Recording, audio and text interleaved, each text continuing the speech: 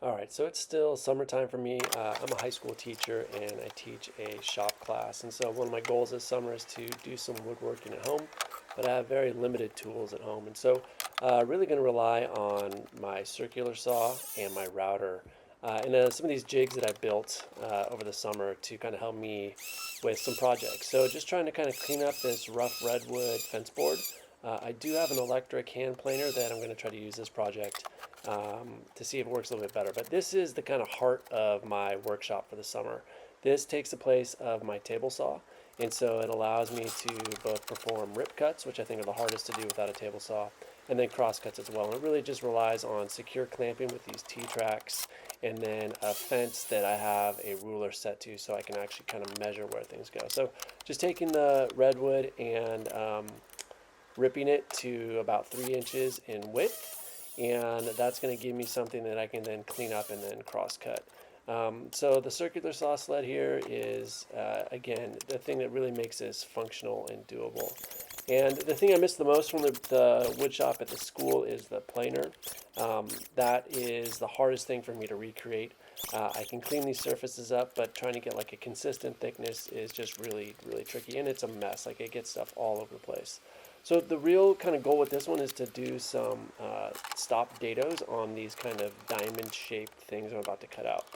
Trying to build a coat rack. So I have a 45-degree insert that I can clamp in there, and then I can do some repeated cuts by just putting a mark on the surface of the sled to kind of get 4 identical pieces. That again would be pretty hard to do without a circular saw. And then I'm going to use this dado jig that I made.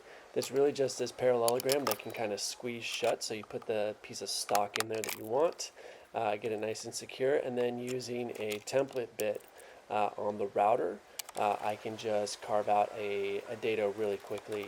That hopefully gives me a pretty good fit for these pieces to come in.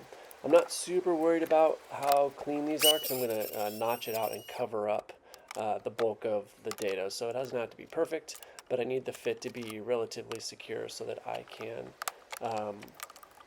make sure these things don't fall out. So just put 3 of them in there using the same template bit each time. And then the real hard part with this is just getting it secured. I only have one of the hold fast clamps at my house, so I need to kind of get another one, which is why I have that board clamped at the end to just kind of help keep it secure. All right, now that those are all cut out, I need to dry fit everything and then notch out this part on the diamonds so that I can get them to fit in flush. So I'm just going to lay them out with a pencil and then use a handsaw to notch those out. It's not a very big cut. I just need to be relatively precise with it so that I can get them to fit in there snugly and cleanly.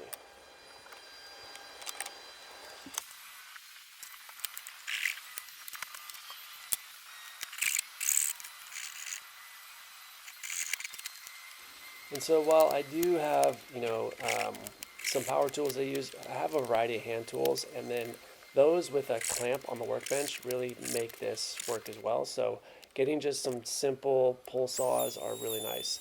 The second major power tool I use is a router. So I have a chamfer bit into this home-built router table, and I'm just chamfering the edges of these pieces. I think it gives it a really much more polished look, and a router is so versatile that it's really going to make the project look a lot better. So with the circular saw and the router/router table, I can really create something that looks like it wasn't made, in my backyard. So there's the finished product. I'm coming back and going to put in some holes to secure it. And then I actually ended up drilling some screws through the back so that I could really secure those pieces on and make sure that doesn't come off the wall when something heavy is hung from it. So to finish it up, I ended up painting the base and then putting some tung oil on the exposed redwood to really make that pop. And then mounted it to the wall. So I like the way it looks. It was a really fun backyard project, and it kind of built my skills with just using the circular saw and the router table, trying to build in those chamfered edges and those stop dados.